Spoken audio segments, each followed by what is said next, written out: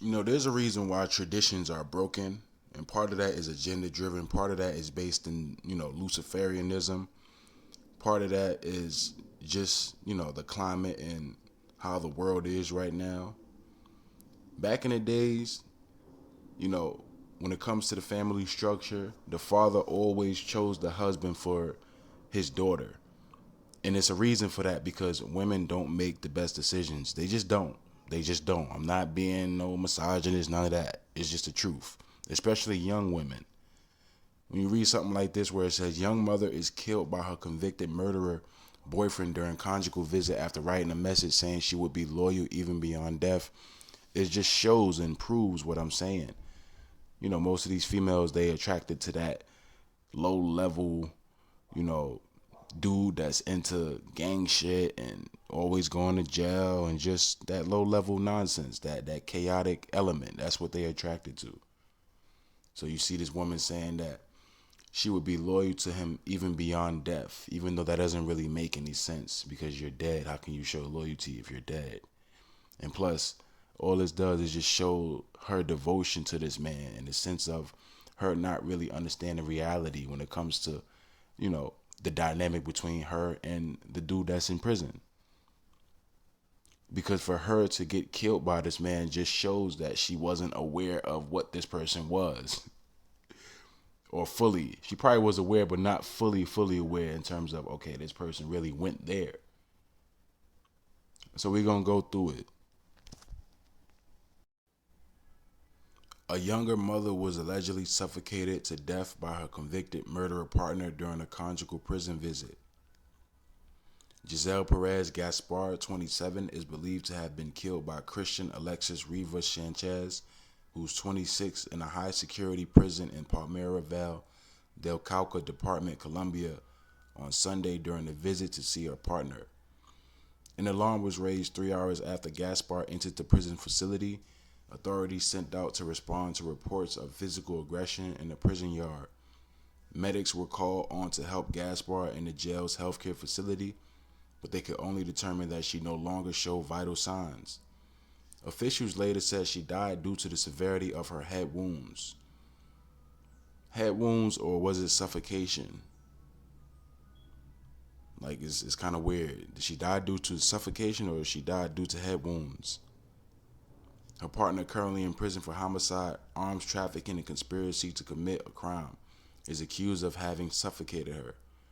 Following news of her death, it was reported Gaspar had written heartbreaking messages on social media, stressing how they would get through this together after his incarceration, adding, "You know I'm loyal even beyond death."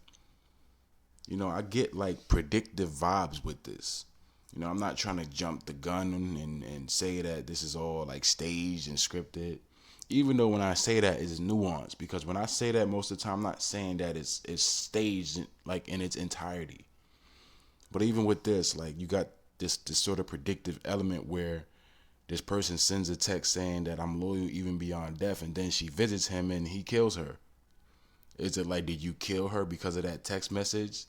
Because you was afraid that you probably be in there for a long time and she'll, eventually fuck on somebody else, which is, come on, it's like this is what they do. This is culture.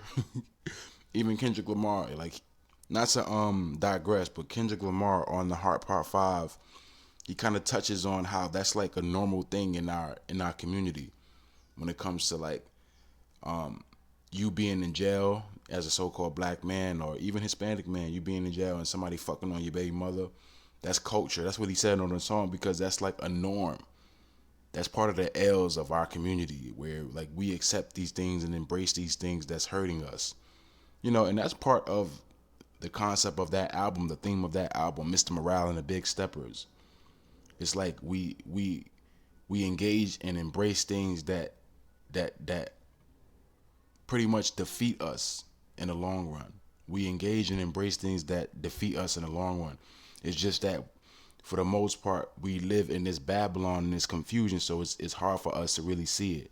And then when I say us, I'm just talking about those people that's not in the same wavelength as us. I just use us because I'm talking about our people. But for the most part, that doesn't necessarily apply to the brothers that's a part of the hopeful elect. that the Most High bless with the understanding in terms of the knowledge. But for the most part, it's very important for us to understand these things. Just when it comes to the shape of our community, it's like we're at a low, low, low level, a low, low, low level.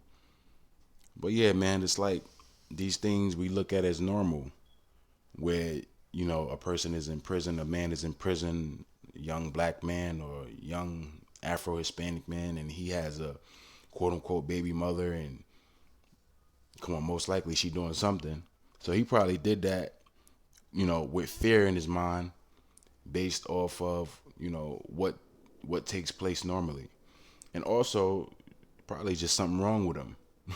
Probably just something wrong with him, because on the other hand, her texting him that should have assured him that she was going be loyal and not step out. You know what I mean? So it's kind of like it's just a double edged sword with this one. I'm loyal even beyond death, and also the predictive element. It doesn't matter where you are, I will be with you until the end. A message overlaid on a picture of the couple reads. Gasper leaves behind a 3-year-old daughter following her death at the prison in Colombia. A gunshot is heard. The community arrives. This young woman is taken to a medical center, but due to the severity of the wound, which was to the head, she died. It's really weird because, it said that she died due to suffocation. Was she suffocated from the wound to the head? Like it's just kind of confusing, man. Did she suffocate, or did she die due to, a gunshot to the head? Like, and how did he have a gun? And mind you, it's high level security in the prison, so none of this shit really is making sense. It's kind of got me a little confused, just reading this, because when I first read it, it starts off saying that it's high level security in the prison. How did he have a gun, and how was he able to kill this person, knowing there's high level security in the prison? It's kind of just weird, man. A gunshot is heard. The community arrives. The young woman is taken to a medical center, but due to the severity of the wound, which was to the head, she died, recounted Colonel Carlos German Avedo, commander of the Cali police. Sanchez is now expected to be charged with femicide.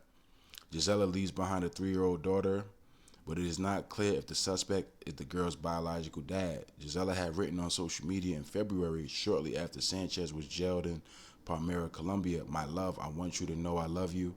I'll be there for you.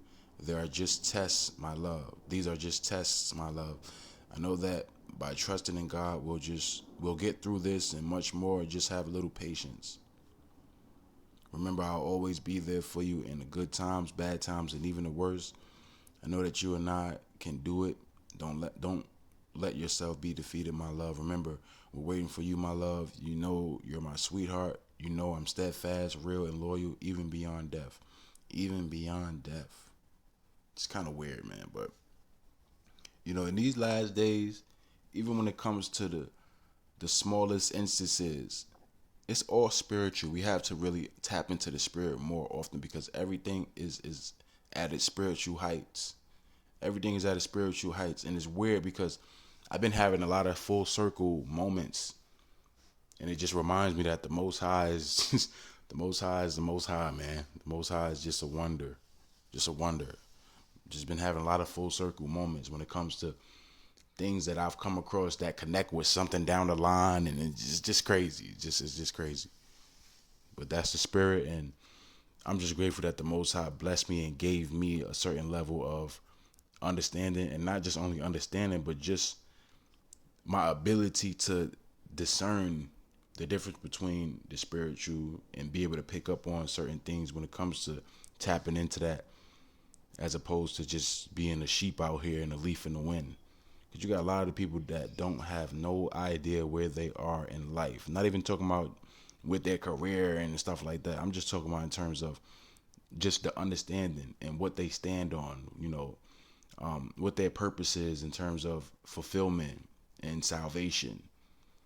Because you could feel fulfilled by having a job and a career, and this is what you wanted to do all your life. But are you really fulfilled if there's no real purpose innately? There's no real